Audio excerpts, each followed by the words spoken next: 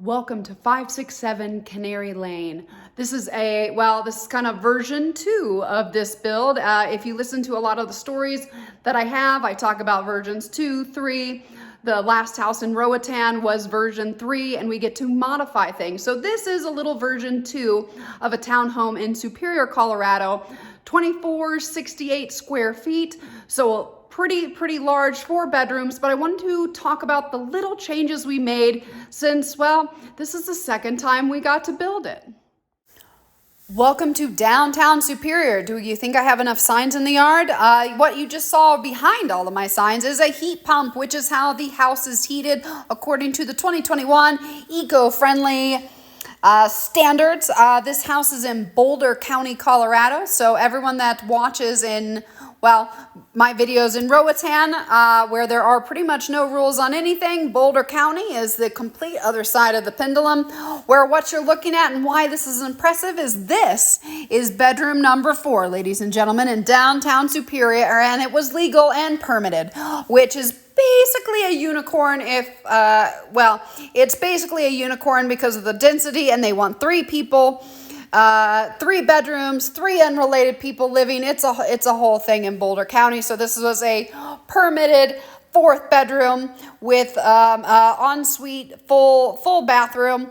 And so going back with costs with this house compared to Roatan, Honduras. So this house was over $350 a square foot to build. We're looking at $776,000 to build nearly 2,500 square feet, plus $17,000 in blinds, $3,000 in lighting and fans, and a few other random expenses, leaving it around just over $365 per square foot, relative to the house I just built in Roatan, Honduras, for $120 a square foot, and the materials were pretty much the same except for the energy conservation features that are required by code in Boulder County. So what you just saw right there, right here, this is a lot of insulation, which is required to meet a vacuum seal test according to the 2021 eco-friendly standards. What you can also see with this house on build number 2, this was all new space. We added about 10% of additional space without changing the footprint. We did that in a few creative ways, which this is just storage. The orange pipe right there is a sprinkler system that is required for this type of density, which added $20,000 to the cost. The heat pump was quite pricey too. That fireplace there is no propane, there's no gas in this house. It is all electrified house. That fireplace right there is $5,500. That mantle right there was over $9,000 in tile price alone. To have that finished, believe it or not, was around $16,000. The blinds were the window treatments were $17,000. I'm just telling you this so you can see the price difference between the 2 houses that I had building at the same exact time. One with very little building codes, even though we did build things really, really well. I actually just really like that light. That was a $1,300 upgrade. I just really like that light. We're comparing because they're very, very similar houses in the quality. This is quite a bit larger, 4 bedroom, 4 bath compared to the rental unit that I have been comparing, which is a 2 bedroom, 3 bath, a bath home, but both of them they're not version 1. So this is version 2, where the change right here that I made is the garage is 3 feet deeper, as well as that extra space over to the side, because who doesn't need more storage, which is a mistake I made with casita number 1, which was really number 3. I know, are you confused yet? Because I am. So as we go upstairs, a few more changes, and I wanted to show you the tile selections. They are very shockingly similar to everything that I did in Roatan. These are 11-foot ceilings right here. 11-foot ceilings, the same. I have 11 foot up to 25 feet in Roatan. This is 11 feet sliding glass doors. The ones I have in Roatan are much, much nicer, and they were actually cheaper than what these were. These were all well, just different, because you have to have the different rating and the vacuum seal, even though the ones that I have in Roatan are nicer. The tile selections, this is mostly porcelain and glass. Different types of tile, all the same that I picked out, but this does have a decent bit of texture to it, which I'm trying to show you on video. Also that hexagon, which is what I've been putting in all my shower floors since about 2018. Maybe I'll update that one day, but I still think it looks pretty nice.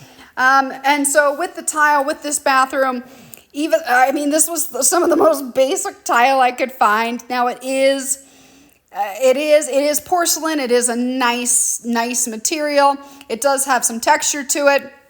But still, the amount I spent on tile was over $30,000 on this house, compared to right around $5,000 in the house in Roatan, and it's the same type of material.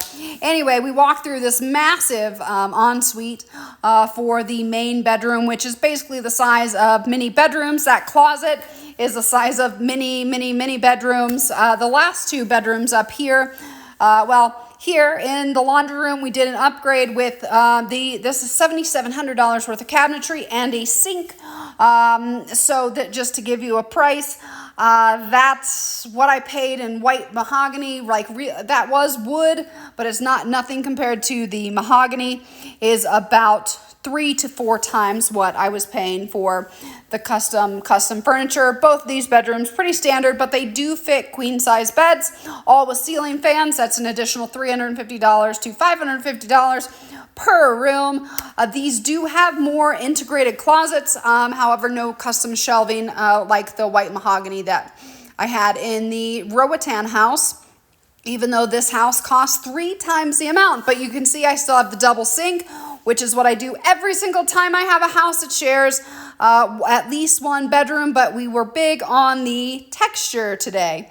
Even though I was picking the cheapest tiles I could find in the United States, I had a lot, it was even more high-end in Roatan at the $120 versus the $350 a square foot. But I also want to take a time to show you the beautiful neighborhood of downtown Superior that has grown up significantly over the past couple years. This is the amount of green space, the amount of parks. It is, it took a lot for me to get out of my Boulder bubble. I first moved to Boulder in 2001. I left in 2009 when I discovered Roatan for the first time, and so both places I've been fortunate enough to be able to call home, especially for those that have watched the videos. So this is downtown Superior. This is actually the downtown section. It's coming along really nice. It's a really great walking community. One of the things that attracted to me the most, especially when we lived here when the world was weird and COVID, and then the wildfire kind of changed some things. Thank you so much for taking a tour of this beautiful townhome in downtown Superior that is currently on the market and also available for rent for $3,900 a month.